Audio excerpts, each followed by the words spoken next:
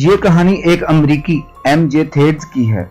وہ جب 4 سال کا تھا تو اس کے والدین نے ایک جرمن گھر کرائے پر لیا۔ اس گھر میں ان پر کیا بیتی خود اس کی زبانی سنیے۔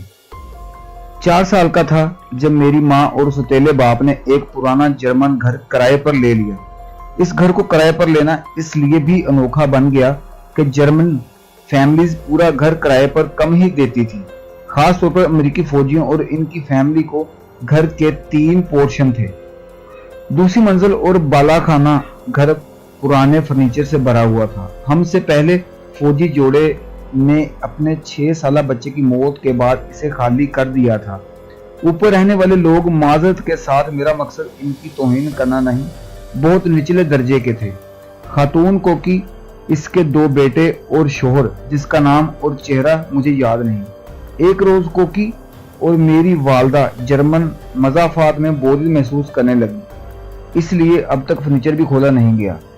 انہوں نے تیسری منزل اور اس کے خزانہ کا کھوج لگانے کا فیصلہ کیا۔ ایک بہترین پرانے ڈریسر میں میری والدہ کو صدی پرانی فیملی فوٹو ملی۔ اس سے اور کوکی کو تجسس ہوا کہ یقیناً گھر کے مالک ہوملز نے اس میں اہم وراثت میں ملی چیزیں چھوڑی ہوں گی۔ اگلی دراز میں سے میری ماں کو کئی شکلوں اور سائزوں میں سلیب نظر آئیں۔ میری ماں کے مطابق لکڑی کی ان سلیبوں پر خوبصورت ترین فنکاری کی گئی تھی۔ عجیب بات یہ تھی کہ ڈیتھ شیڈز خفیہ سروسز کا نشان یسوع مسیح کے قدموں تلے تھا۔ اگلے دن کوکی اور میری ماں نے ہم بچوں کے لیے کھیلنے کے لیے باڑہ میں پلے گراؤنڈ بنانے کے لیے جگہ ڈھونڈنا شروع کی۔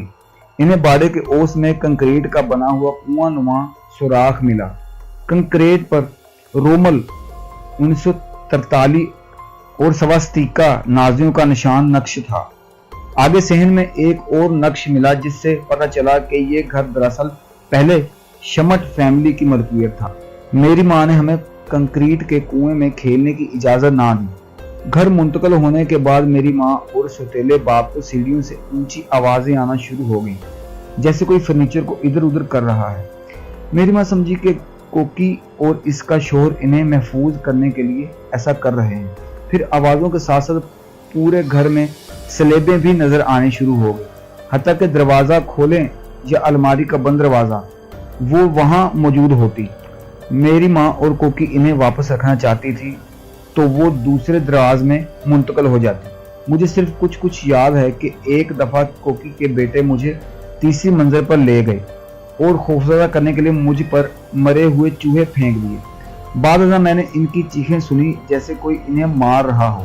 جب وہ بھاگ کر سیڑھیاں اتر گئے تو میں نے صرف یہ دیکھا کہ بڑی بھوری آنکھوں والی ایک نازک سی لڑکی ایک شاندار دیودار کے تخت پر بیٹھی کھلکھلا رہی تھی۔ اس کے بعد سے وہ میری تخلیقاتی دوست بن گئی۔ وقت تیزی سے گزرتا گیا۔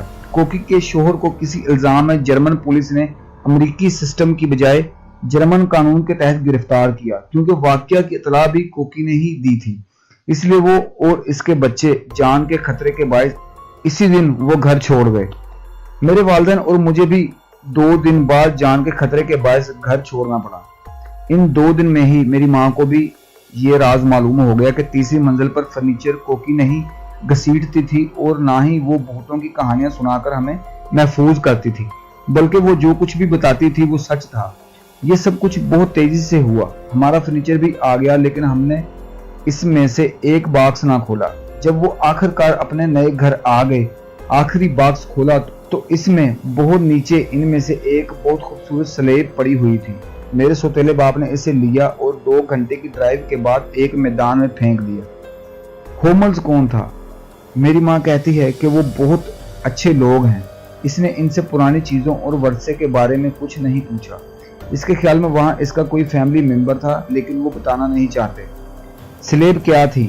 میری ماں کے مطابق سلیب عجیب تھی، لیکن ڈیتھ شیڈز ایس خفیہ سروسز کے نشان تھے۔ میری ماں نے یہ بھی بتایا کہ اس کے قریب ہی کوئی اذیت گاہ بھی تھی۔ کیا یہ بھی ممکن ہے کہ یہ گھر یہودی فیملی سے تعلق رکھنے والے ایک خفیہ سروسز کے افسران کے پاس رہا ہو؟ بچیوں کا کیا ہوا؟ 3 ماہ میں گھر میں رہنے والے 4 بچوں میں سے ایک مر گیا، ایک سے زیادتی ہوئی، جبکہ 2 کو اپنے والد کے سخت ڈسپلن کا سامنا کرنا پڑا، جو کہ اس گھر میں تبدیل ہوتا نظر آ رہا تھا۔ ہنسی لڑکی کا کیا ہوا؟ जहां तक मुझे याद है वो एक जंगली घोड़े के बायस मेरी खोपड़ी में फ्रैक्चर तक मेरे साथ रही। मुझे याद है कि अस्पताल जाते हुए इसने मुझसे कहा था कि वो मुझे छोड़ जाएगी। अपनी खोपड़ी पर लगे 240 टांकों की तकलीफ के मुकाबले में इसके गुड बाय कहने पर शिद्दत से चिल्लाई। अगर घोड़ा मुझे 1 इंच नीचे 2 लती मारता तो मेरी गर्दन टूट जाती, 1 इंच ऊंचा तो मैं सारी उम्र के लिए अंधा हो जाता। क्या वो मेरी खुशकिस्मती का बायस थी?